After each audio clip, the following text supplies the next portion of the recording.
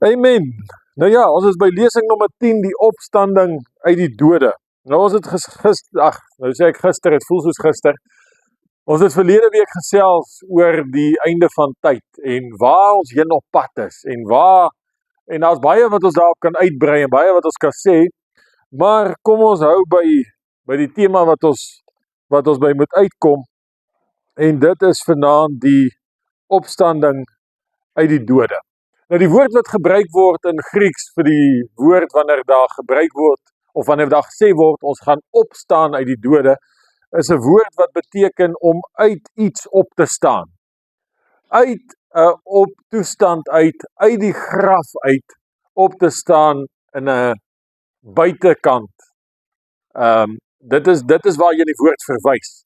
So dit beteken nie om wakker te word nie, dit beteken nie net om in 'n ander riem jouself te bevind nie, dit beteken om fisies opgewek te word, op te staan, uit 'n graf uit buite te staan.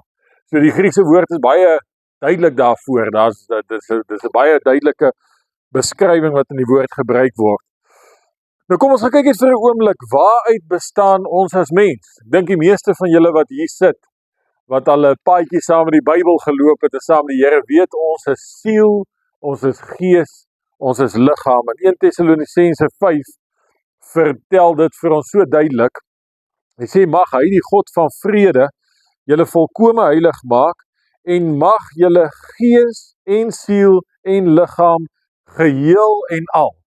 So daar sien ons, dit is waaruit ons bestaan. Dit is die 3 dimensies van ons wese. En wanneer dit kom by die opstanding is daar altyd onduidelikheid. Wanneer is dit gees, wanneer is dit siel, wanneer is dit vlees wat opstaan? Hoe werk dit nou presies? Ons weet tog as iemand sterf hier op aarde, ons lê sy liggaam in 'n graf neer. Maar tog sê die woord vir ons, sy liggaam is alleenlik dit wat daar agterbly. Sy siel en gees bevind hulle op 'n heel ander plek. So, wanneer ons tot sterwe kom, skei die 3. Solank as wat ons leef, is hulle 3 'n eenheid. En dan, wanneer ons praat van die uiteindelike opstanding, sal ons sien die 3 word weer 'n eenheid. So kom ons gaan kyk bietjie, wat sê die woord? Ons is liggaam, ons is siel, ons is gees.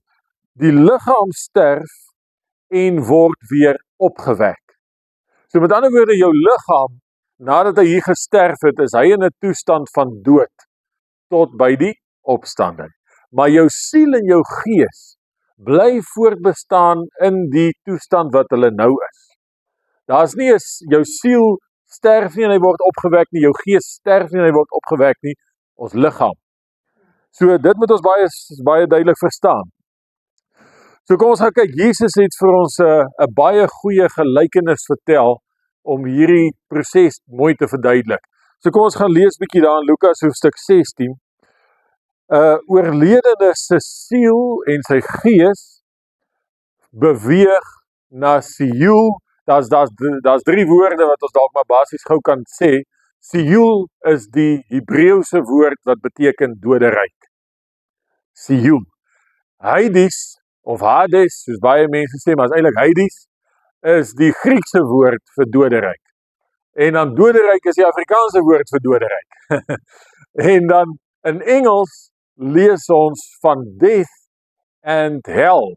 En eintlik word hel in baie plekke vertaal in die Engelse Bybel as doderyk. Maar die Afrikaanse woord is eintlik baie meer omskrywend, want die doderyk is nie net hel nie. Hy's ook die boesem van Vader Abraham. Is ook deel van die doderyk. So kom ons gaan kyk bietjie wat het Jesus gesê in Lukas 16 vers 22. Hy vertel die gelykenis van die ryk man en Lazarus. Nou ek dink almal van ons ken die gelykenis tot 'n mate, maar kom ons gaan kyk so 'n bietjie diep. In vers 22 sê hy, en toe die bedelaar sterf, is hy deur die engele weggedra na die boesem van Abraham. Nou die boesem van Abraham is die deel van die doderyk wat in die Ou Testament beskryf word as Sieul, en dit is die plek waar afgestorwenes se gees of siel, daar's nie 'n duidelike onderskeid in die Ou Testament nie, waarheen sy gees beweeg, en daar was hulle basies in 'n tipe van 'n aanhouding. om dit amper so te stel. Want die nuwe vertaling gebruik baie keer verwysings na hierdie toestand as 'n gevangenis. Ons gaan dit nou ook lees. Maar dit is nie die tipe gevangenis wat die mense wat God nie ken nie, wat nie in geloof geleef het nie, wat onregverdige lewens geleef het, hulle bevind hulle self in die plek wat ons ken as die hel, die plek waar die ryk man hom bevind. So kom ons gaan kyk bietjie. Die ryk man het ook gesterwe en is begrawe, en toe hy in die doderyk sy oë ophef terwyl hy in smarte was, sien hy Abraham van ver af en Lazarus aan sy boesem. So albei bevind hulle in die doderyk, maar nie op dieselfde plek nie. En hy roep en sê, Vader Abraham, wees my barmhartig en stuur Lazarus dat hy die punt van sy vinger in water kan steek en my tong verkoel, want ek ly smarte in hierdie vlam. Maar Abraham antwoord, kind, onthou dat jy jou goeie dinge in jou lewe ontvang het en so ook Lazarus die slegte. Nou word hy getroos, maar jy ly smarte. En by dit alles is daar tussen ons en julle groot kloof gevestig, sodat die wat hiervandaan wil oorgaan na julle nie kan nie, en die wat daar is nie na ons kan oorkom nie. Ons lees dit tot daar. Ek wil nie eintlik ons moet die hele verhaal volg waarna dit heen gaan nie. Ek wil ons moet identifiseer hoe werk die doderyk. So kom ons kyk dit is in 5 punte kan ons dit opsom uit hierdie verhaal uit. Die eerste punt is, jy behou jou persoonlikheid na jy gesterf het. Die ryk man was in die hel nog steeds die ryk man. Lazarus was in die boesem van Vader Abraham nog steeds Lazarus. Hy was nie toe iemand anders nie. Die tweede punt is, jy herken persone. Ons lees daar dat terwyl die ryk man in smarte was, het hy Lazarus gesien. So hy het hom herken. Ons gaan aan die ander kant van die graf, gaan ons mekaar herken. En ons gaan ons geliefdes herken. Alhoewel ons dalk nie in dieselfde toestand soos nou gaan wees. Party van ons het al bietjie krekels op en myle op. Maar ons sal weet wie is wie. En daar die woord het genoeg indikasies dat ons sal ook weet wie is Jesus. Ons sal ook weet wie is Abraham en Isak en Jakob. En hoe ons dit sal weet dit is bonatuurlik. Maar ons sal mekaar herken. Ons sal weet wie is wie. Dan want in daai lyn kan ons vir mekaar sê dat die ryk man het ook vir Abraham herken. Hy het gesien Lazarus is in die boesem van Abraham. Hy het geweet wie is Abraham, alhoewel Abraham duisende jare voor hom gelewe het. So herkenning sal daar wees. Dan die derde punt, daar gaan herinnering wees van lewe op aarde. Nou hier is my een van die wonderlikste dinge, is dat ons herinneringe, dit wat ons onthou, is nie gekoppel aan jou brein nie. Onthou die ryk man se brein was in sy graf, naby sy tuisdorp. Lazarus se brein was daar, maar in die doderyk het Abraham vir die ryk man gesê, kind, onthou hoe jy in jou lewe goeie dinge ontvang het en Lazarus die slegte. En die ryk man het nie gestreng gesê ek het niks onthou nie, hy het onthou. Hy het presies geweet, want hy het ook onthou, hy het nog 5 broers wat op die aarde is en hulle moet gewaarsku word, want hy wil nie hê hulle moet ook hiernatoe kom nie. Hy onthou alles. So ons onthou, ons herinneringe gaan saam met ons siel, saam met ons gees. In die doderyk is daar ook 'n bewussyn van die huidige toestande. Lazarus word vertroos in die boesem van Vader Abraham. Die ryk man het smarte gely in die hel. En ek wil vir jou sê, ek dink dit moet erg wees as jy net smag na 1 druppel water. Dis waarvoor hy gevra het. Hy het gesê dat Lazarus net die punt van sy vinger in water druk en op my tong kom plaas. Dit moet geweldig wees. So, jy voel, jy weet, alhoewel jy nie 'n liggaam het nie, brand die vlam jou. Die wurm eet jou. So dis eintlik harde en ernstige goeders wat die Bybel hiermee deel wanneer hy waarsku teen hierdie toestande, maar jy gaan 'n totale bewussyn hê in die doderyk. Net soos wat jy op aarde bewussyn het. Dan die 5de punt is, daar's 'n totale skeiding tussen regverdig en onregverdig. Die ryk man kon nie na Lazarus toe kom nie, Lazarus kon nie na die ryk man toe kom nie. Daar's geen toegang nie en daar's geen verwisseling van plek na die dood nie.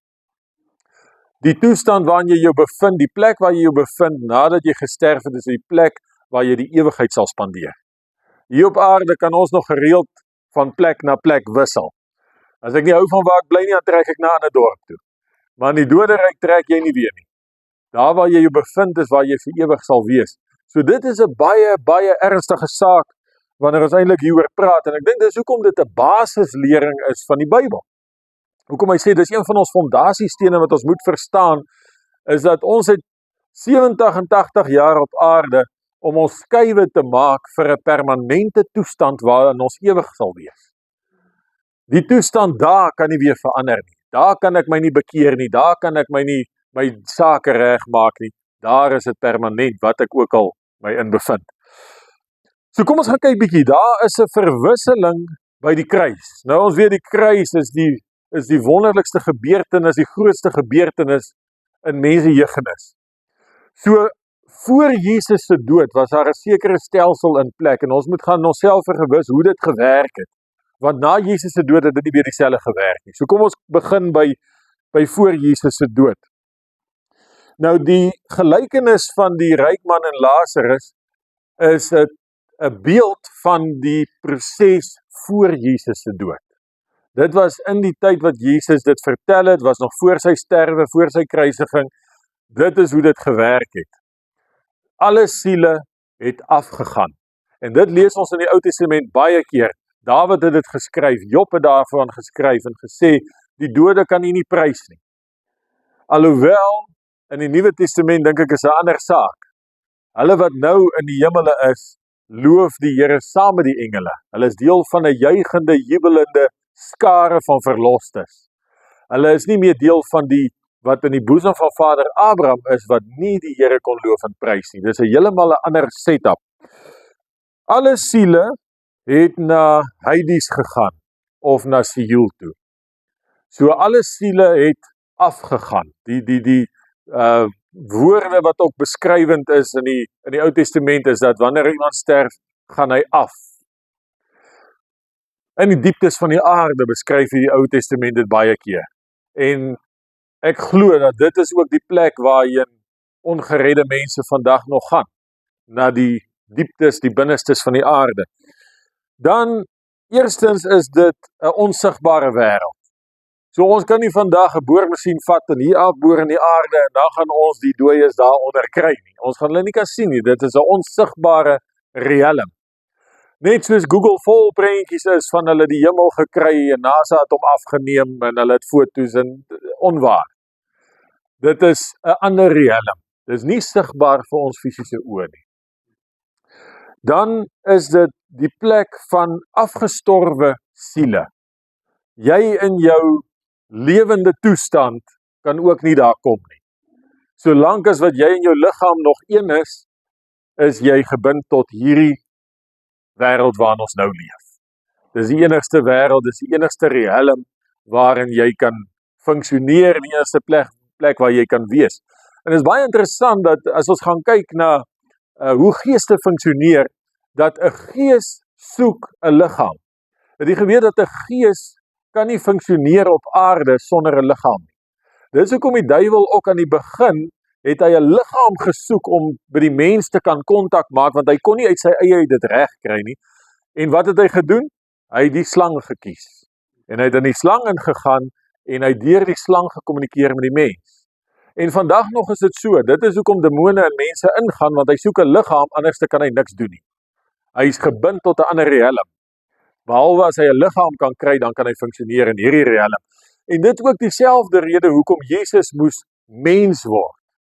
Want as mens het hy funksie gehad in hierdie riem en kon hy as seun van die mens, kon hy vir ons 'n weg oopmaak. Omdat God die aarde vir die mens gegee het. Hy sê in die psalms dat die aarde is die aarde vir die mense, die hemele is God se troon. En daarom is 'n liggaam met 'n gees is hier wettig. 'n Gees sonder 'n liggaam is onwettig, hy maak nie funksioneer in die aarde nie. En dis hoekom die duiwel so graag in my en jou lewens ook wil invloed hê, want deur ons kan hy iets doen, sonder ons kan hy niks doen. Maar kom ons kyk, daar was 2 afsonderlike gebiede vir regverdiges en vir onregverdiges. Dan die regverdiges is in Abraham se boesem, soos ons reeds vir mekaar gesê het. Dis 'n interessante beskrywing wat die Bybel vir ons gee. En ja, so kom ons gaan verder. So by Jesus se dood, wat het daar gebeur? Kom ons gaan kyk vir 'n oomblik, hoe het Jesus gesterwe? Sien, partykeer het ons 'n idee van die kruistoneel, maar wie wil vanaand 'n kans vat en sê, wat het met Jesus se gees gebeur? Ons weet nou, hy is ook gewees gees, siel en liggaam. Het hy nie vir hulle neergedaal nie? Wat het met sy siel gebeur? Ons weet wat het met sy liggaam gebeur. Maar kom ons gaan kyk bietjie. Kom ons kyk vir 'n oomblik wat sê die woord. Die eerste versie is Lukas 23 vers 46 en hierdie is die laaste woorde van Jesus aan die kruis. Nou die evangelies beskryf dit verskillend. Lukas sê vir ons dat Jesus het met 'n groot stem uitgeroep en gesê, Vader, in u hande gee ek my gees oor. So dit was Jesus se woorde.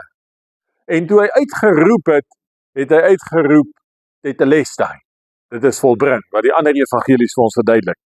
Toe hy dit gesê het, blaas hy die laaste asem uit. So Jesus het sy gees beveel in sy Vader se hande. Dan kom ons gaan kyk bietjie na sy siel. Wat het van Jesus se siel geword? Daar's twee skrifte waarna ons kyk. Handelinge 2 vers 31 sê die woord, het hy, omdat hy dit vooruitgesien het, gespreek van die opstanding van Christus, dat sy siel nie in die doderyk verlaat is nie. En sy vlees ook nie verderwing gesien het nie. So wat het met Jesus se siel gebeur? Hy is na die doderyk toe. So, hoe presies die gees bewegings in daai oomblikke was, weet ons nie. Wat ons wel weet, Jesus het sy gees beveel in sy Vader se hande, maar sy siel het hy in die doderyk afgedaal.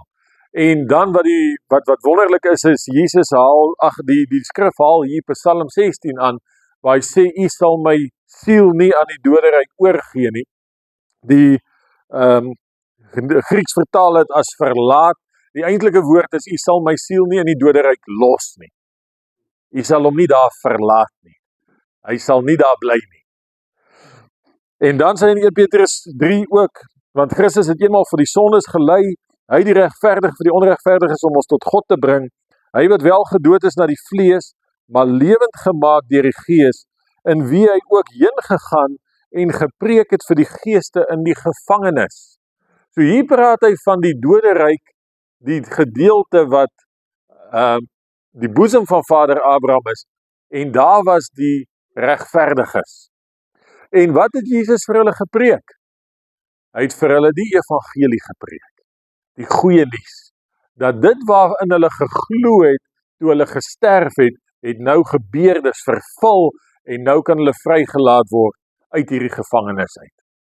En dis die wonderlike, dat daar in daai oomblik het die stelsel verander van hoe dinge werk. Dan kyk ons na Jesus se liggaam. Jesus se liggaam in Johannes 19 lees ons, en hulle het die liggaam van Jesus geneem en dit in doeke toegedraai saam met die speserye, soos die gewoonte van die Jode is om te begrawe. En daar was op die plek waar hy gekruisig is 'n tuin, en in die tuin 'n nuwe graf waar nog nooit iemand in neergelê was nie. Daar het hulle Jesus toe neergelê weens die voorbereiding van die Jode, omdat die graf naby was. So hulle het Jesus se liggaam in hierdie graf gelê, en hierdie graf was nie 'n onbekende plek nie. Dit was nie 'n versteekte plek nie. Toe die berig by die disippels uitgekom het dat Jesus het opgestaan, toe Petrus en Johannes reguit na daai graf toe gehardloop. So hulle het geweet, waar is Jesus se liggaam? So sy liggaam het in daai toestand gelê vir 3 dae en 3 nagte, maar die verskil is, in die Midde-Ooste waar 'n liggaam binne 24 uur begin ontbind, het die liggaam van Jesus nie ontbind.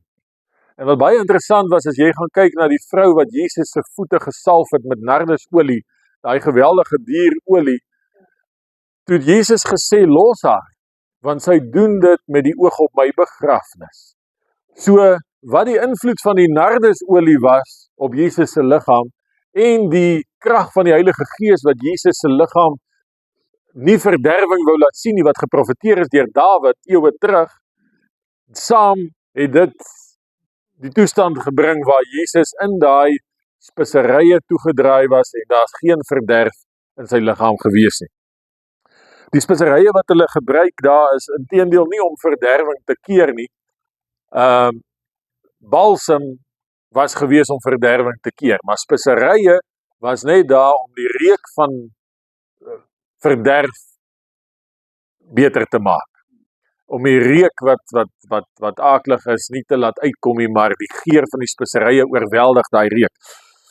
So punt F, by Jesus se opstanding. So die eerste ding wat weer gebeur by die opstanding is dat gees, siel en liggaam kom weer by mekaar. Die gees keer terug uit die hande van God wat dit het gehou het in die oomblikke wat Jesus nie daar was nie. Die siel het teruggekeer uit die doderyk, die liggaam in die graf, al drie het weer een geword. So, kom ons kyk hoe werk dit nou na die dood en die opstanding van Jesus, want dit verander vandag hoe dinge werk. Die oomblik wat Jesus opgestaan het uit die dood, onthou daar in die oomblikke toe hy sy asem uitgeblaas het, sê die woord, die rotse het gebewe, die aarde het geskeur, en baie geeste van dooies het opgestaan, die grafte het oopgegaan. So onmiddellik was daar 'n gebeurtenis wat nog nooit van tevore gebeur het nie. Baie het verskyn aan mense in Jerusalem. Hulle het hulle geliefdes herken, terwyl hulle opgestaan het uit die dood uit. So wat gebeur nou?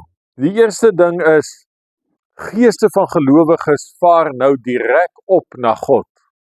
So, ons beweeg nie meer af in die doderyk in nie. Ons gaan nie meer na Seol toe nie, ons gaan nie meer na Hades toe nie. Wanneer ons nou ons hoofde hier neer lê, gaan my siel en my gees direk na God toe. My liggaam bly op aarde, tot op die dag van die opstanding. Kyk na Stefanus, die eerste verhaal wat ons kan na kyk is die verhaal van Stefanus. Onthou, Stefanus was die eerste martelaar van die kerk. Hy's gestenig deur die Jode. En terwyl hulle Stefanus gestenig het, sê die woord, Handelinge 7 vers 59, hulle het Stefanus gestenig terwyl hy die Here aanroep en sê, Here Jesus, ontvang my gees. So, Stefanus het geweet, as ek nou hier my liggaam verlaat, gaan ek onmiddellik na Jesus toe. Ek gaan nie na die boesem van Vader Abraham toe nie. Ek gaan nie af in die doderyk nie. Ek gaan na Jesus toe. Inteendeel, hy het in daai oomblikke gesê, ek sien Jesus staan aan die regterhand van God die Vader. Die hemele is oop voor hom en hy ontvang hom. Die volgende goeie voorbeeld wat vir ons dit mooi verduidelik is Paulus in Filippense 1 vers 23-24 sê Paulus, want ek word van weerskante gedring, ek het verlange om heen te gaan en met Christus te wees, want dit is verreweg die beste. So Paulus sê, my begeerte is om nie langer op hierdie aarde te wees. Hy sê, my begeerte is om by Jesus te wees. Hy sê, want as ek nou hier sterf, gaan ek na hom toe. So daar's baie mense wat onduidelikheid het daaroor. Sê, maar ons gaan na die paradys toe, en dan is ons eers in die paradys, en dan gaan ons later in die hemel. Dis goed wat nie skriftuurlik is nie. Hier sê twee van die groot manne van die Bybel vir ons duidelik, dat die oomblik wat ek hier uitwoon, woon ek by Christus in. Dis ook Paulus se woorde. Maar om in die vlees te bly is nodiger om julle ontwil. So Paulus sê, ek weet nie wat moet ek besluit nie. Moet ek nog bietjie hier by julle bly, want dit is beter vir julle, of moet ek na Jesus toe gaan? Wat 'n wonderlike bewustheid het hy van waarheen is hy op pad. Dan, die tweede punt, na die dood en die opstanding van Jesus verander die lot van regverdiges. Lees ons in Filippense 4 vers 8, hoe Jesus die mense in die doderyk bevry het. Hy sê daar, daarom sê hy, toe hy opgevaar het in die hoogte, het hy die gevangenes gevange geneem en gawes aan die mense gegee. Nou die Afrikaanse ou vertaling stel dit so 'n bietjie onduidelik daar. Maar as jy mooi gaan lees wat die Bybel daar vir ons sê, is dat Jesus het die gevangenes gevat uit hulle gevangenis en hy het hulle opgeneem saam met hom toe hy opgevaar het in die hemele. So miskien was die siele van die dode wat opgestaan het die dag met die kruisiging nog ook vir die 40 dae op aarde wat Jesus op aarde nog was, voor sy hemelvaart. Miskien het hulle hom vooruitgevaar, maar as ek kyk na hierdie versie, dan lyk dit vir my, toe hy opgevaar het in die hoogte, sê die woord, het hy hulle saamgeneem. En van toe af het dinge verander. Van toe af het mense direk na God toe gegaan, wanneer hulle hier afsterwe. Nou ja, kom ons kom maar by die tweede kategorie. Ons praat oor die opstanding van die dode, en een van die belangrikste dinge is, omdat Jesus opgestaan het, waarborg dit ons, dat ons ook sal opstaan. Dit is vir ons 'n waarborg en 'n wete. Kom ons gaan kyk hoe die skrif het beskryf. Die eerste punt A daar is, die opstanding word vergelyk met 'n geboorte. En Paulus is hier aan die woord in Kolossense 1 vers 18. Hy sê, en hy is die hoof van die liggaam, naamlik die gemeente, hy wat die begin is, die eerstgeborene uit die dode, sodat hy in alles die eerste kan wees. So, hy sê hierso, Jesus is die eerstgeborene uit die dode, maar daar's baie wat hom gaan volg, wanneer ons opgewek word uit die dode. So Jesus het reeds die pad gelyk gemaak, hy is die eerste in alles. Hy is die een wat deur die doopwater gegaan het, sodat ons weet, ons moet ook deur die doopwater gaan, hy is ons leidsman. Hy is die een wat vir ons die pad oopmaak. Ons kan Jesus se lewe is ons voorbeeld wat vir ons sê, hoe moet ons lewe, hoe moet ons optree, hoe moet ons bedien, hoe moet ons alles doen wat ons doen in ons Christelike lewens. So hy is die eersteling uit alle ding. So daai skrifgie sê, Jesus is die eerstgeborene van die dooies, nommer 1, eerstgeborene. Dis interessant dat Jesus is nie die eerste een wat opgestaan het uit die dood uit nie. Daar is in die Ou Testament ook mense wat opgestaan het uit die dood. Maar hy is die eerstgeborene uit die dood. As ek dink byvoorbeeld die weduwee waar Elisa gekom het, wat haar seun gesterf het. Elisa het bo op die seun gaan lê, hy het homself uitgesprei, en die seun het begin warm word, en hy het opgestaan uit die dood. So hy was nie die eerste wat opgestaan het uit die dood nie, maar hy is die eerstgeborene uit die dood uit. En dit is baie belangrik, want dit verwys na wedergeboorte. Niemand in die Ou Testament kon wedergebore geword het nie, maar ons wat vandag leef, kan wedergebore word deur die opstanding van Jesus Christus. Hy het dit vir ons moontlik gemaak. Dan die tweede ding wat die Bybel vir ons duidelik maak is, Jesus is die hoof. Hy sê ons is die liggaam van Christus, saamgevoeg in lede en gewrigte, maar Jesus is die hoof. En wanneer 'n mens kyk, wat baie interessant is, as jy gaan kyk, hoe vind die normale geboorte van 'n kind plaas? Wat kom eerste uit? Die kop. Die hoof is eerste in 'n geboorteproses. Dan die liggaam is die kerk. Alle ware gelowiges is deel van die liggaam van Christus. Daar's baie teksverse wat ons daarna kan kyk, wat ons nie vanaand voor tyd het nie. So wanneer die hoof gebore is, sal die hele liggaam volg. Dis ons waarborg. Dis ons wete, dat Jesus sal ons saam met hom lewend maak. Dan punt B, sy opstandingsliggaam is 'n patroon vir ons in. Weet nie wie van julle het al in die Bybel gelees, dat nadat Jesus opgestaan het, was daar ander funksies wat hy nie voorheen gehad het nie. Ons lees byvoorbeeld dat die disippels was by mekaar almal, en die deure was gesluit, en die volgende, hier staan Jesus in hulle midde. Ons lees nie voor die opstanding, dat Jesus sulke dinge gedoen het nie.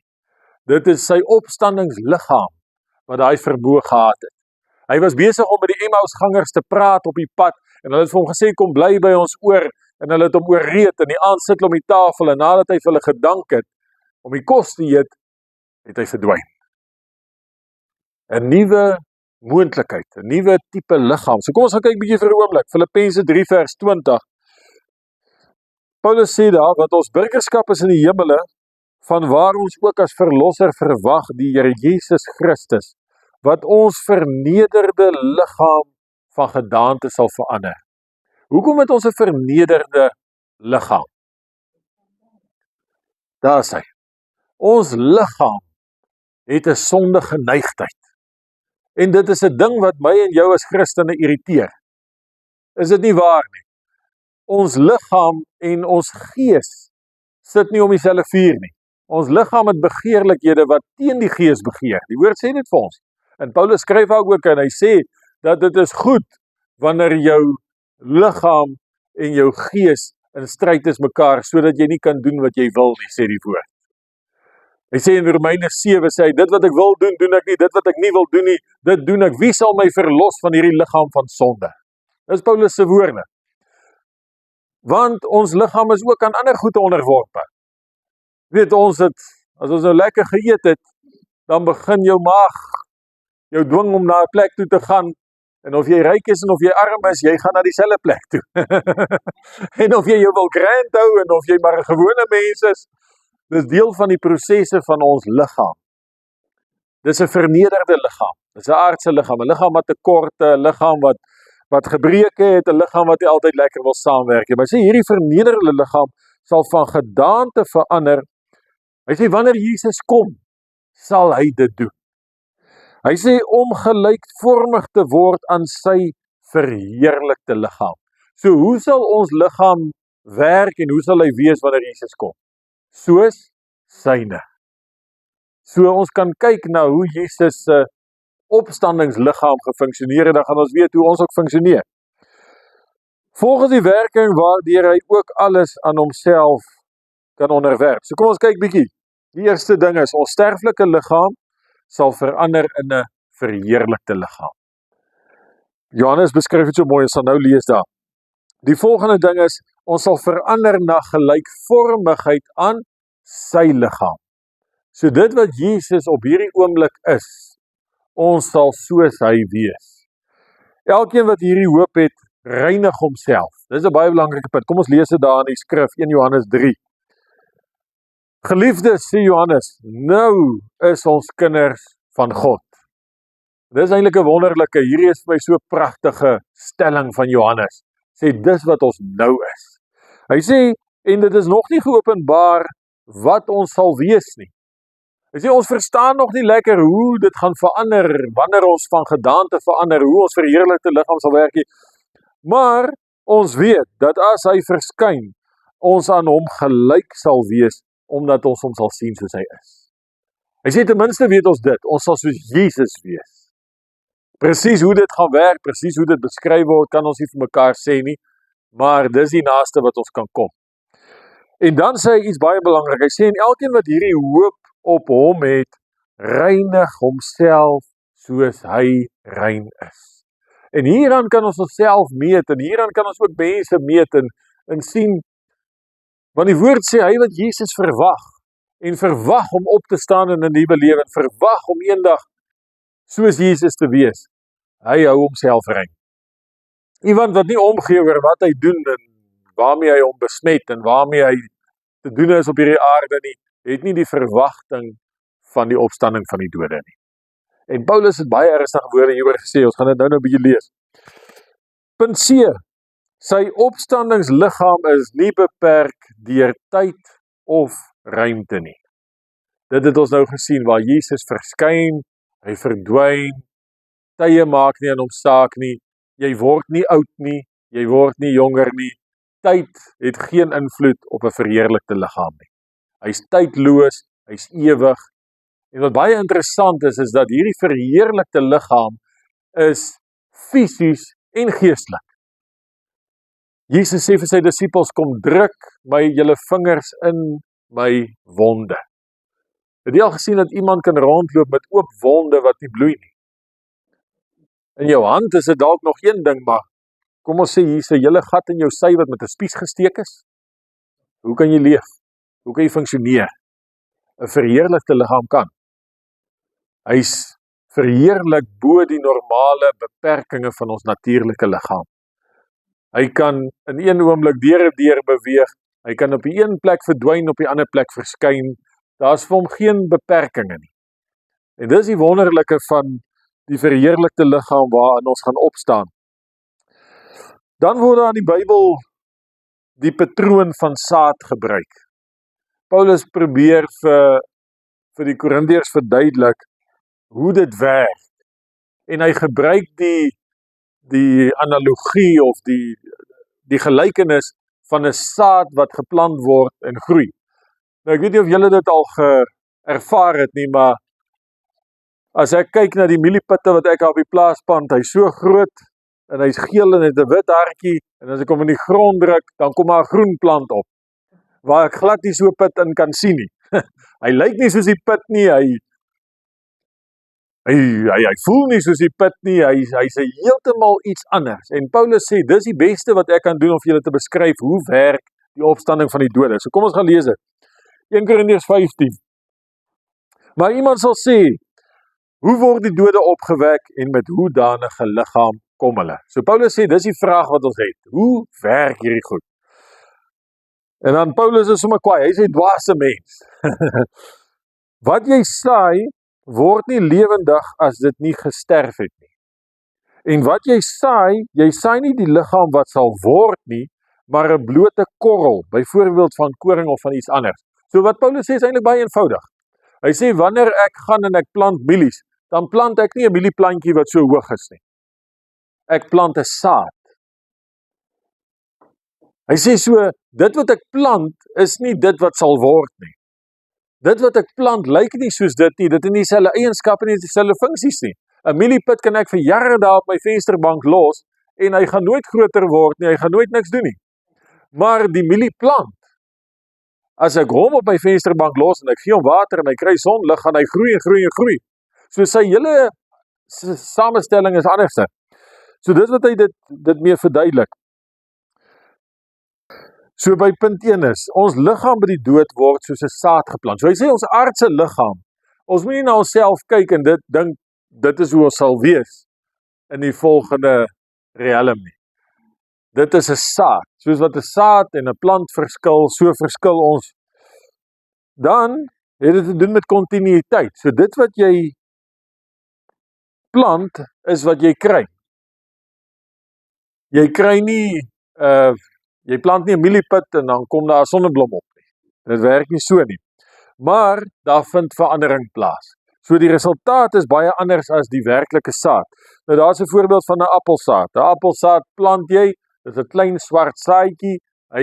As jy na die saad kyk, kan jy glad nie dink hoe sal die boom lyk nie. As jy nou nie weet hoe lyk 'n appelboom en wat se saad dit is nie. Maar hy sê jy kry 'n appelboom alhoewel hulle baie verskillend lyk. Maar 'n interessante ding is dat Jesus was baie versigtig gewees om sy liggaam aan sy disippels uit te wys as sy liggaam. En dalk is dit juist daaroor omdat valsheid versprei is rondom Jesus se opstanding.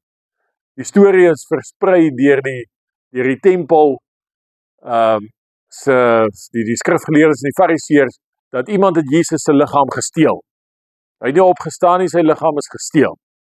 Alhoewel die Romeinse soldate wat by die graf was, bevestig het dat Jesus opgestaan het hulle hierdie storie versprei onder die Jode. Maar Jesus is baie versigtig, hy sê vir sy disippels, waarom is julle ontsteld en waarom kom daar twyfel in julle harte op? So hier staan Jesus die volgende oomblik voor die disippels en in hulle harte wonder, kan dit wees? Is dit moontlik? Dit lyk soos hy. Is dit nie dalk 'n tweelingboetie nie?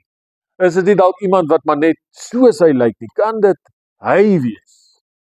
En dan kom Jesus en hy sê, kyk na my hande, kyk na my voete, dis ek self.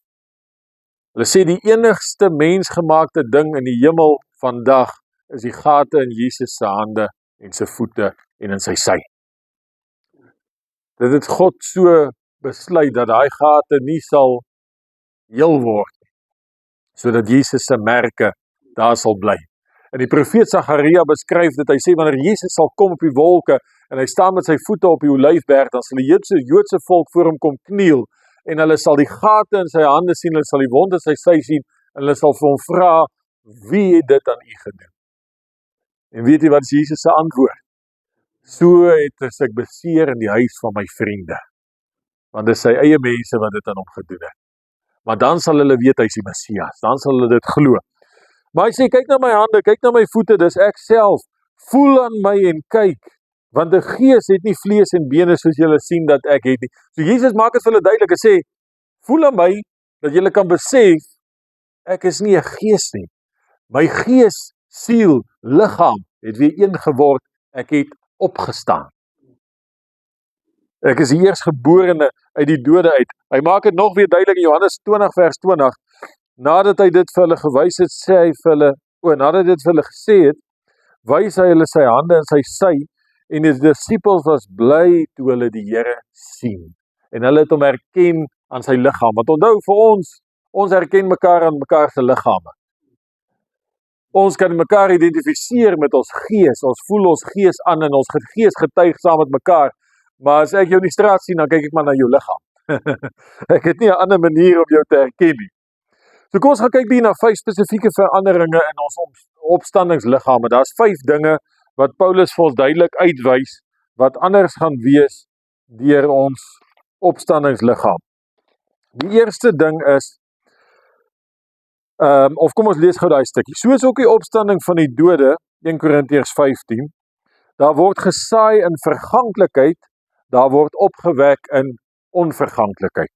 Daar word gesaai in oneer, daar word opgewek in heerlikheid. Daar word gesaai in swakheid, daar word opgewek in krag. 'n Natuurlike liggaam word gesaai, 'n geestelike liggaam word opgewek. Daar is 'n natuurlike en daar is 'n geestelike liggaam. Vers 52 sê, in 'n oomblik, in 'n oogwink by die laaste basyn, want die basyn sal weer klink, die dode sal onverganklik opgewek word en ons sal verander word. Want hierdie verganklike moet met onverganklikheid bekleed word en hierdie sterflike met onsterflikheid. So die 5 dinge is die volgende. Eerstens, ons liggaam is verganklik. Wie lyk nou hier nog dieselfde op 60 jaar oud as hy gelyk het op 25? Sal dit graag wel reg kry. In die winkels verkoop allerhande smart roompies wat probeer om naby aan dit te kom. Maar ons liggame is verganklik. Hy's gekoppel aan hierdie wêreldstelsel en dis 'n stelsel van verval. Die eerste beginsels van hierdie wêreld, noem die Bybel dit, is 'n stelsel van verval. Die tweede ding is, ons sal opgewek word onsterflik. Jy sal nooit weer sterf nie. Die woord sê, Paulus sê dit duidelik, hy sê, dit is die mens bestem om eenmaal te sterwe. Net een keer. Daarna sal ons nooit weer sterf, ons sal nie weer weet wat's dood nie. Ons sterf in oneer. Ons ou aardse liggame het nie eer nie. Ons het nie iets wat heerlikheid gee nie, maar ons word opgewek in heerlikheid. Ons word gesaai in swakheid. Ons het ons beperkinge. Maak nie saak hoe sterk en energiek ons onsself hou nie, daar's 'n dag wat jou asem uit is. In swakheid word ons gesaai, in krag word ons opgewek. Ons sal nooit in swakheid verkeer aan die ander kant. Is dit nie 'n wonderlike wete nie? Ons is natuurlik en ons word opgewek geestelik. Nou baie belangrike ding is siel. Die direkte vertaling, ons Bybels vertaal dit as natuurlike mens en 'n geestelike mens. Die regte Grieks beteken sielsmens en geestelike mens. Hier word ons tot 'n groter mate beheer deur ons siel. Dit wat my siel vir my sê, het vir my, tensy ek baie geestelik is en my verdiep in die woord van die Here en in kontak bly met die Here, word ons siele baie keer ons hoofverwysing vir die aksies wat ons neem. My siel is my verstand, dis my redenasies, dis my gevoelens, dis my sintuie. Hulle maak die grootste deel van my besluite. Wanneer ons 'n geestelike liggaam het, gaan ons gees die grootste deel van ons besluite neem. Nie ons siel nie, dan word ons beheer uit die geestesriem. Punt F, bewyse van Jesus se opstanding. Nou die eerste ding daar is, alles hang van die feit af van Jesus se opstanding. Dit is die bepalende faktor. Dis die bepalendste faktor wat sê dat Jesus die Messias is. Sedert Jesus se opstanding was daar al meer as 40 mense wat in Jerusalem opgestaan en sê ek is die Messias waarvan die profete praat. Maar elkeen van hulle het gesterf en die graf is nou nog sy bene in. Hy kon nie opstaan nie. Die opstanding is die bewys. Paulus sê, as Christus nie opgewek is nie, dan is ons prediking vergeefs en vergeefs julle geloof. Die opstanding is dit wat vir ons alles krag gee en alles waarde gee. Punt 2 is daar, die bewys vir Jesus se opstanding is hoofsaaklik Ou-testamentiese geskrifte. Het is baie interessant dat die woord meer waarde koppel aan dit wat die skrif sê, as dit wat mense met hulle oë gesien het. Dit is my eintlik merkwaardig. In ons dag en tyd, as jy in die hof gaan staan, is die hoogste bewys wat jy kan kry, is 'n ooggetuie. Maar nie in die Bybel nie. In die Bybel is die skrif die hoogste bewys. So hoe wonderlik is dit nie? Kyk wat sê 1 Petrus. Aangaande hierdie saligheid het die profete wat geprofeteer het oor die genade wat vir julle bestem is, ondersoek en nagevors. Nou kyk wat sê die woord. Hy sê die profete het geprofeteer deur die eeue, het hulle dinge geprofeteer en hulle het hierdie goed geondersoek en nagevors en gekyk, waaroor gaan dit? Hulle het nagespeur op watter of hoedanige tyd die gees van Christus wat in hulle was gewys het, toe hy vooruit getuig het van die lyde wat oor Christus sou kom en die heerlikheid daarna. Nou dink julle vir 'n oomblik in, kom ons sê jy is Jesaja, en jy sit hier en die gees van die Here kom oor jou en jy begin skryf. Wie het geglo aan wat aan ons vertel is? Aan wie is die arm van die Here geopenbaar? Hy is soos 'n lam na die slagplek gelei. Hy is verbrysel. Hy is al hierdie dinge skryf hy, maar hy weet self nie waaroor gaan dit. Die mense wat in sy tyd gelees het hierdie profesie gevat, hulle het in boekrolle opgeskryf, hulle het geweet dis profesie, dis woord van die Here, maar hulle het nie verstaan waaroor gaan dit nie. Hulle het nie geweet wat sou dit wees nie. Waarvan praat die profeet? Selfs die hofdienaar wat op die wa gery het toe Filippus hom kry, lees Jesaja 53 en hy vra vir Filippus, van wie praat die profeet? Praat hy van homself of praat hy van iemand anders? En Filippus sê, prys die Here, hierdie profesie is vervul. Hierdie profesie is nou vervul. Hy praat van Jesus Christus wat gekruisig moes word. Maar hy sê hierdie profesie bevestig Jesus se opstanding. Aan hulle is geopenbaar dat hulle nie vir hulle self nie, maar vir ons die dinge bedien het wat julle nou aangekondig is deur die wat die evangelie aan julle verkondig het in die Heilige Gees wat van die hemel gestuur is, dinge waarin die engele begeerig is om in te sien. Dit is dan wonderlik om te dink, selfs die engele wil verstaan. Hulle wil weet die dinge wat ons weet, wat vir ons geopenbaar word deur die werking van die Heilige Gees.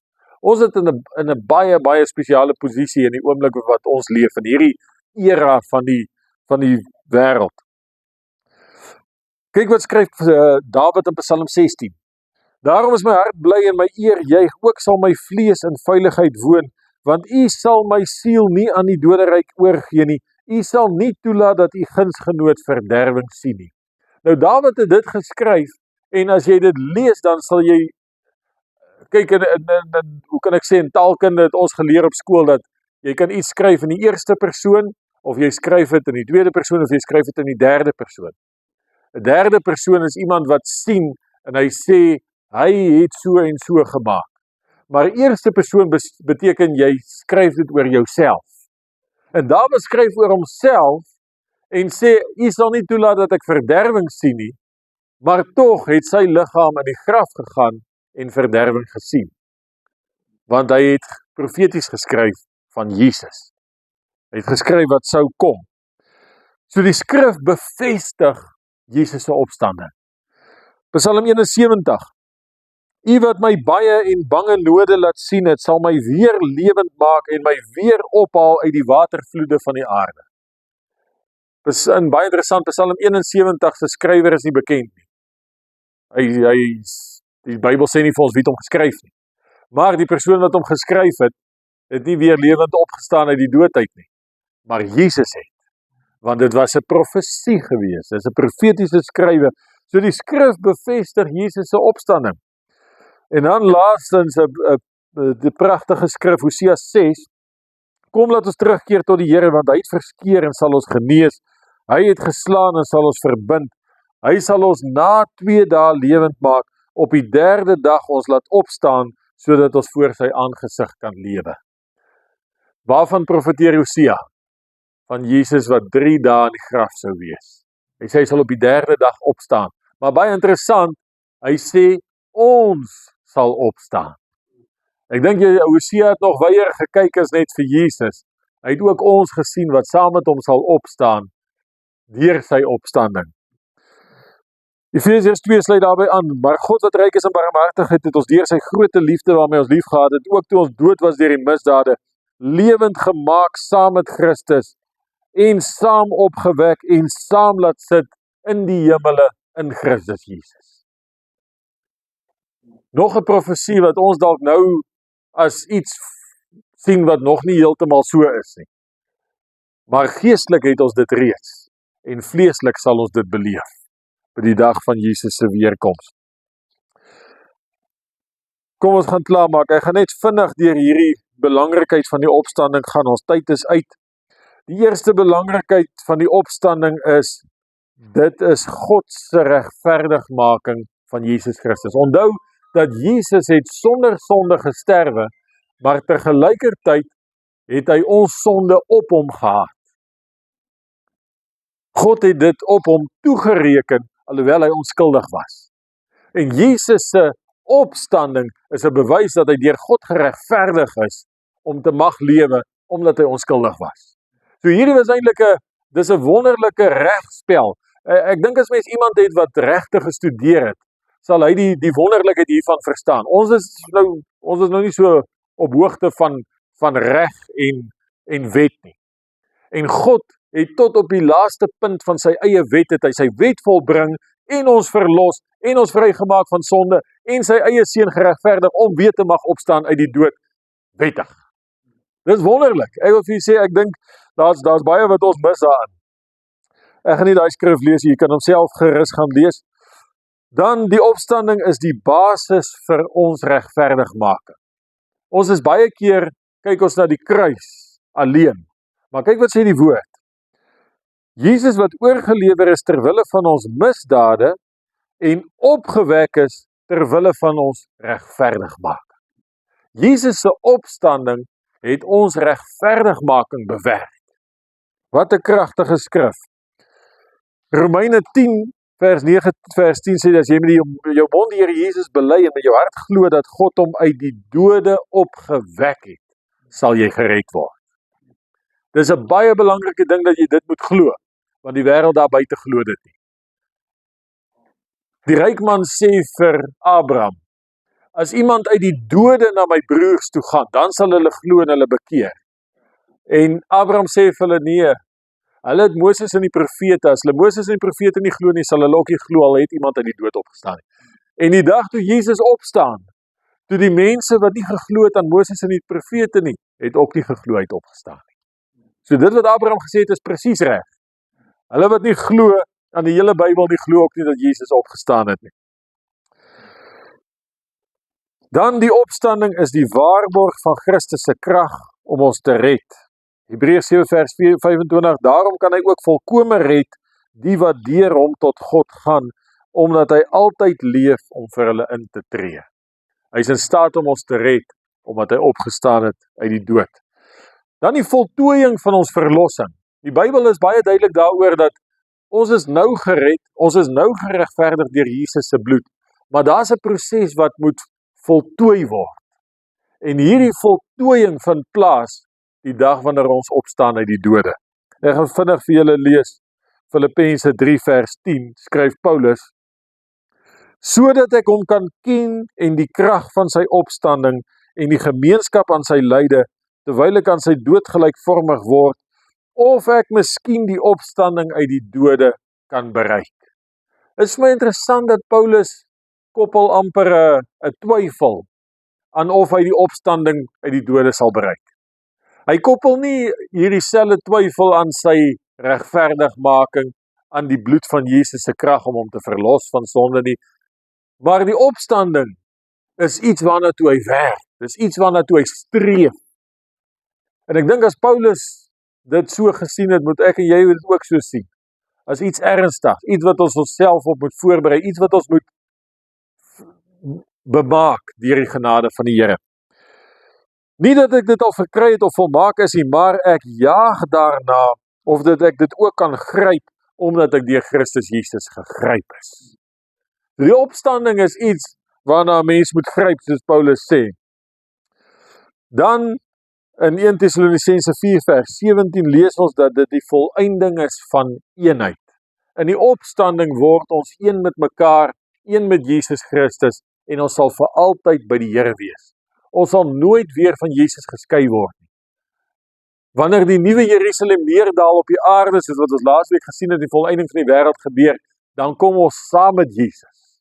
Ons woon saam met hom, ons bly saam met hom, ons is vir ewig by hom. Nooit weer geskei nie. En dan die laaste punt, die opstanding vind plaas in 3 fases. Kyk hoe beskryf Paulus dit in 1 Korintiërs 15. Hy sê, soos hulle almal in Adam sterwe, so sal hulle ook almal in Christus lewend gemaak word. Maar elkeen in sy eie orde, en hier kom hy en hy gee vir ons die orde van die opstanding. As eersteling Christus. Daarna die wat aan Christus behoort by sy koms. So, wanneer ek en jy hier sterwe, dan gaan ons gees onmiddellik na Christus toe. En die dag wanneer Jesus kom op die wolke van die hemel, by sy wederkoms, as ons dalk nie leef totdat hy kom nie. Die oomblik wat die bassein blaas en Jesus verskyn op die wolke, dan gaan die grafte oop en ons gees en ons liggaam word weer verenig met mekaar. Ons staan op in 'n verheerlikte liggaam. Hierdie is die proses wat baie mense vashak. En sê maar, hoe werk dit nou? Want in die een plek sê die Bybel, ons sal opstaan, ons liggame, 'n verheerlikte liggaam. So is ons nie maar net bewusteloos tot dan nie. Nee, ons is nie bewusteloos nie. Ons gees is by God. Ons gees woon in by Christus Jesus, maar die vereniging van gees en liggaam vind plaas by Jesus se wederkoms. En die wat leef op daai stadium op die aarde, as dit nie ons is nie, die volgende geslagte, hulle sal in 'n oogwink verander word, om ook te wees, soos wat ons is, wat met gees en siel en liggaam verenig word. So ons sal heeltemal soos wat Jesus gelyk het en funksioneer het, gaan ons word in daai oomblik. So dit gebeur by Jesus se wederkoms. Persone wat op aarde is, word verander in 'n oogwink. Hulle wat gesterf het voor die tyd, se gees wat saam met Christus kom, word verenig met sy liggaam wat op die aarde was, uit die graf, word weer een 3-ledige mens soos wat ons was, van die begin af, net in 'n verheerlikte toestand. Daarna kom die einde, wanneer hy die koninkryk aan God die Vader oorgee, as hy alle heerskappy en gesag en mag vernietig het. In Openbaring 20 lees ons van die dode. Die see gee die dode op, die aarde gee die dode op, al die dode wat gesterf het oor die eeue, deur die eeue op die aarde, staan op, hulle word geoordeel deur Jesus Christus, na die ewige lewe toe, of na die ewige verderf. En dit is die opstanding uit die dode. Amen.